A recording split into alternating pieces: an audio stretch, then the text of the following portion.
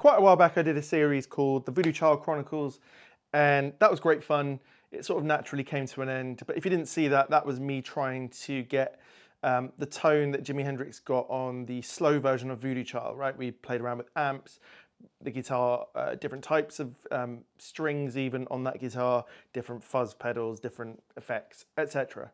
That was great fun. I really enjoyed that, and I learned a lot. So I thought, seeing as recently I've been interested in this sort of tone, this machine gun type tone, we could do something similar.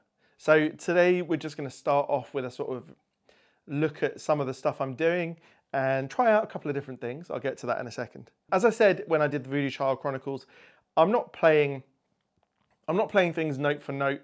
I mean, Jimi Hendrix did so many different versions, but also I've never been that into just learning things note for note. I want to get the feeling, the vibe,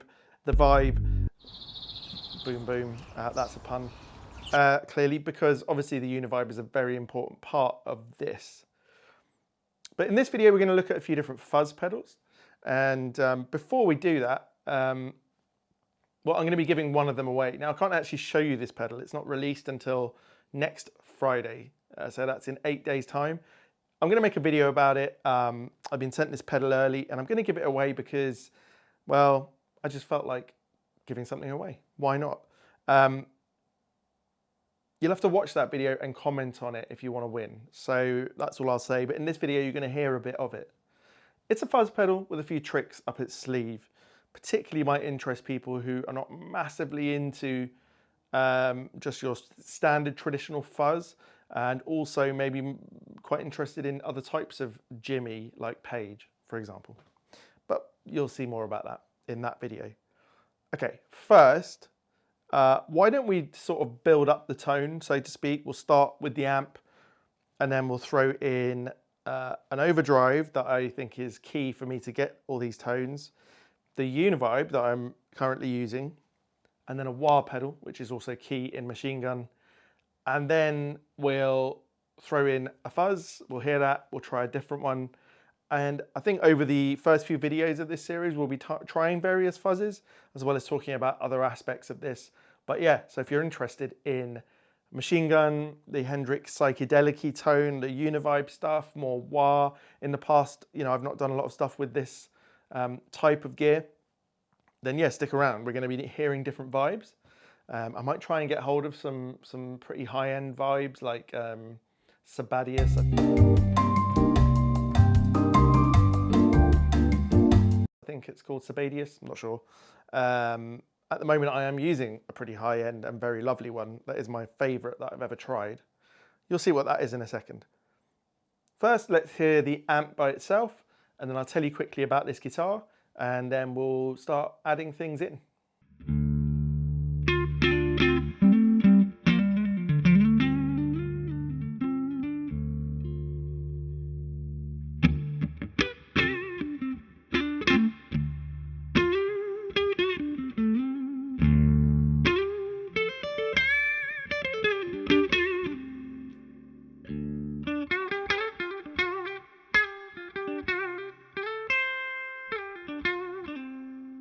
So today I'm using the 2-Rock Classic Reverb. Over the course of this machine gun series, we'll try different amps. We'll try some Marshall type stuff.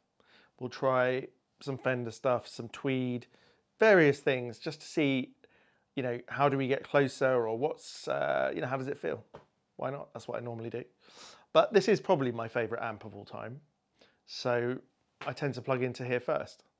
So I thought we'd have a closer look quickly at some of the settings I'm using, just so you can see how I might set a big, clean Fender style amp for this sort of thing. So firstly, I'm in the gain structure setting that's at the bottom, which is supposed to be the most vintage style, most scooped Fender-y, least output that this amp does. I like that for this because, well, the other settings sound a bit more modern to my ears, although we could try them in another video to see how it does. I mean, I often use those settings and do love them, but yeah, I particularly like this one.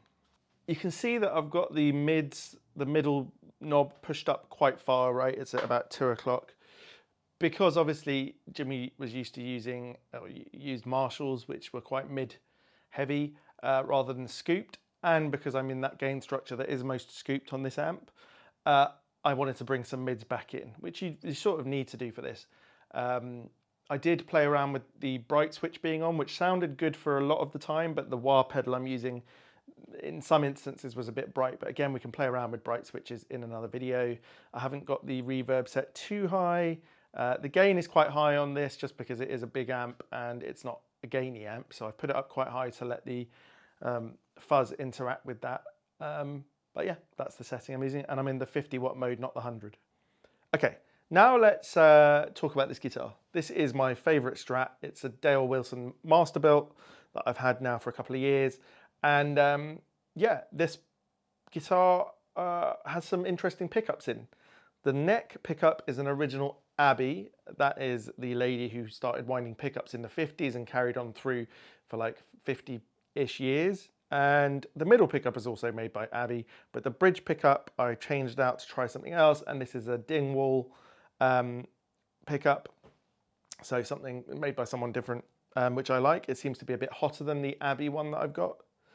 Okay, now I'm going to kick in the Vemuramp Jam Ray. I'm a big believer in putting an overdrive after a fuzz if you're using a clean type, Fender type amp. There's something that Doyle Bramall II, it's something that I picked up from watching videos about him, and it seems to work really well for this sort of thing, especially because this sort of traditional wah that you're going to see in a minute and the Univibe can suck out quite a lot of low end, and also they just require a bit more oomph with the fuzz, otherwise it all plays up.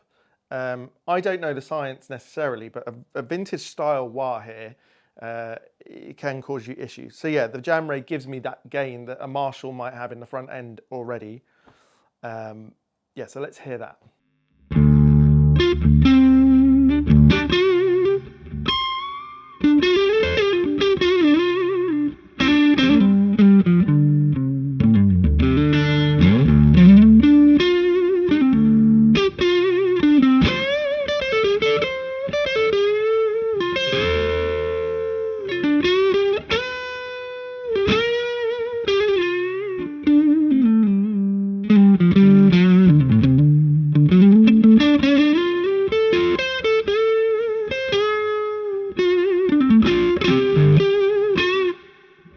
In fact, if you've been struggling with fuzz, maybe you find it too buzzy, or even if you find it too loud, you can use a pedal like this to keep the gain on your amp but turn the volume down, and you can almost use it like an attenuator. That really works really well. But for me, it's not about keeping it quiet right now. I'll do one video in this series about how I can do this type of set of effects at a lower volume. We'll get there. Okay, let's hit in the Midnight Vibe. This is by R. Weaver Effects. He's an individual maker over in the States. He makes some fantastic stuff. His Univibe is particularly great. I don't mind the size of it. It's a big pedal because I think it's made in a sort of traditional way. One thing that's very cool that you won't see in this video is that you can actually cancel the effect, so you're just using the preamp without the wobble modulation, which is very cool. Something I think you could do on original Univibes. Yeah, so let's hear that.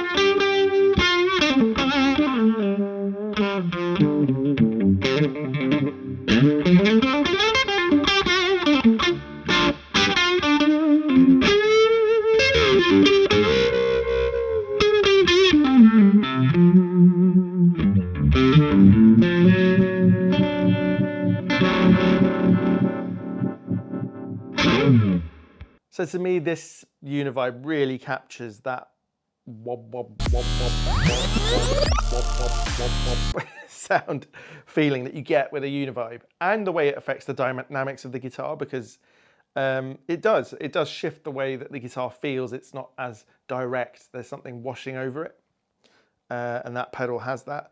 But it's just lovely to play. Like in the room, you just feel this like washy. In fact, I've been playing for about 3 hours today, maybe more, and I'm starting to feel a bit like that. Not seasick exactly, but you know, yeah, it's very relaxing.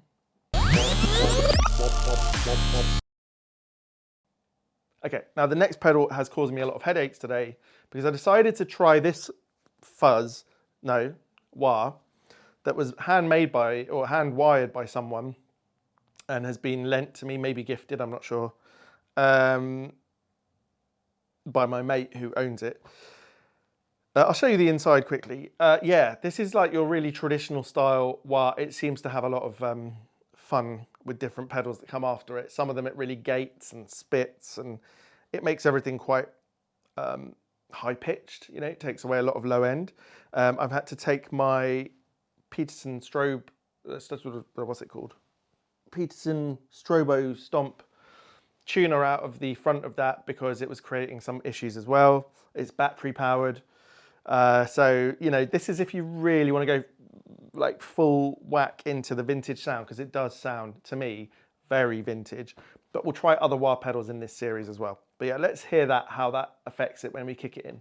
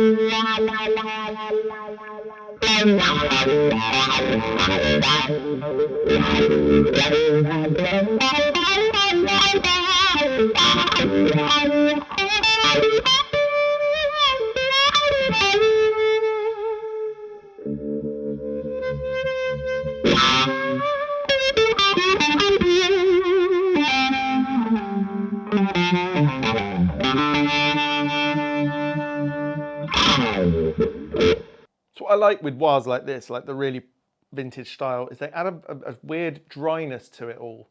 But in the playing, there's something really nice about it. But this one also just has the exact sound I expect when I'm thinking. It's a crybaby type, I think, of Jimi Hendrix. It just has that exact sound. So I think it's a wah that I can finally settle on. But I do want to try other ones in this series because not all of you can get access to something like this, but also it can muck around with your other pedals, which can be a pain if you don't want to be as sort of, yeah, pure about it as that. So I just thought I'd show you this new wah pedal up close. Well, I say new, it's been lent to me at the moment, but maybe I'll buy it. It's very cool. It's put in an old Vox case. I think that's just a donor case. You'll be able to see that the little sticker says Crybaby. So this was obviously originally a Crybaby of some sort. But the inside looks very cool to me. Obviously, you know, put together on a little board, or hand soldered, etc. But I think it's been tweaked. I think this was made by a guy called Alex Hamilton, who is a great guitar player, actually, here in the UK, a blues player. He sort of sells gear as well.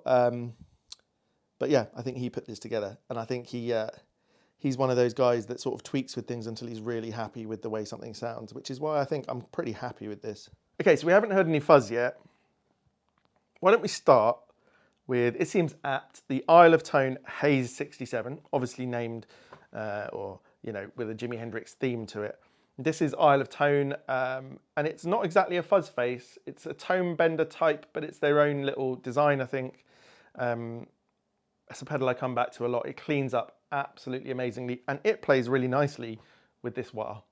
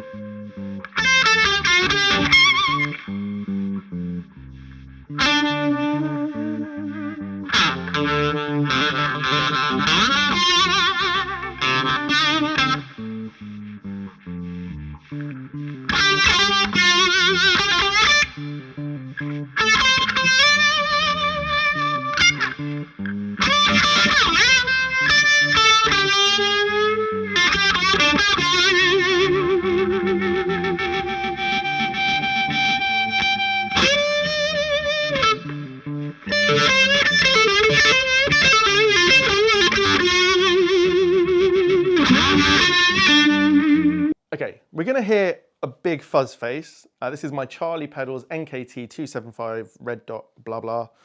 Very nice fuzz in a minute, which you would think would be the closest to what I want to hear. But first, I want to hear this other pedal that I can't tell you anything about. It's a fuzz pedal with some other things on it that I'm going to show you in that video. And this is the one that you can win. And it's not really made for this sort of thing. It's not a fuzz face. It's a style of fuzz that the maker has created for other reasons, which we'll learn more about in that video where I give it away. But why don't we hear it now, just so you can sort of whet your appetite.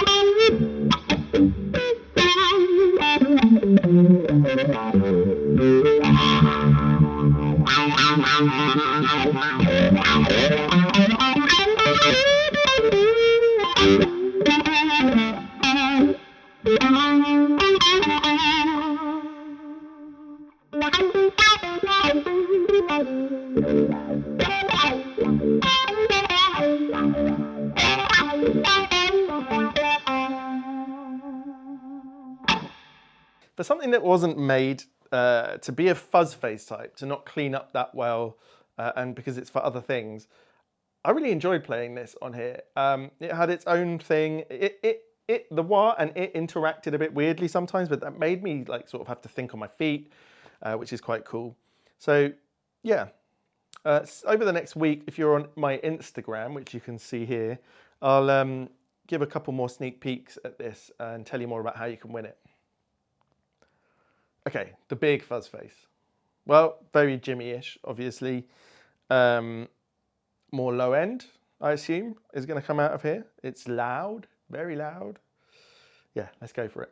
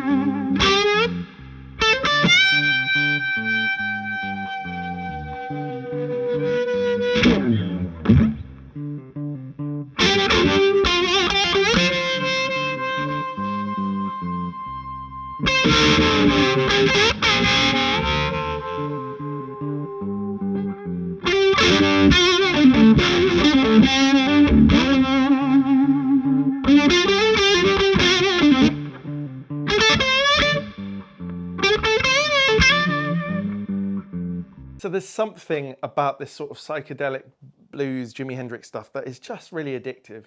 I enjoyed both the Isle of Tone and the Charlie. And I'm not like sitting here trying to make a decision about which one I prefer. Like, they both are fantastic and feel great to play. You know, the NKT, the fuzz face, has a bit more low end, a bit more oomph sometimes. But actually the glassy cleanup on the Haze67 is incredible. And if I had a full-size pedal board that I was putting together for any reason, these two fuzzes would be on there.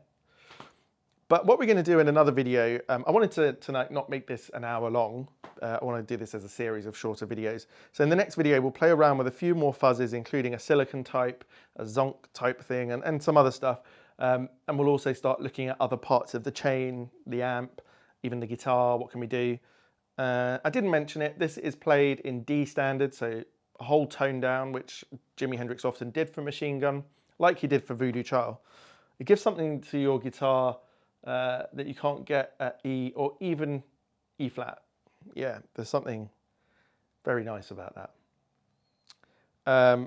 Right, but yeah, let me know what you want to know or hear in this series. Let me know if you want me to do a little lesson on the intro to Machine Gun. Let me know what tips and advice you can give me. Tell me people who make great univibes, great wahs, great fuzzes. I know a bit more about fuzzes than I do the other types. And yeah, I love this. In fact, it's making me want to, if you're on my channel a lot, you know I've been quite quiet so far this year.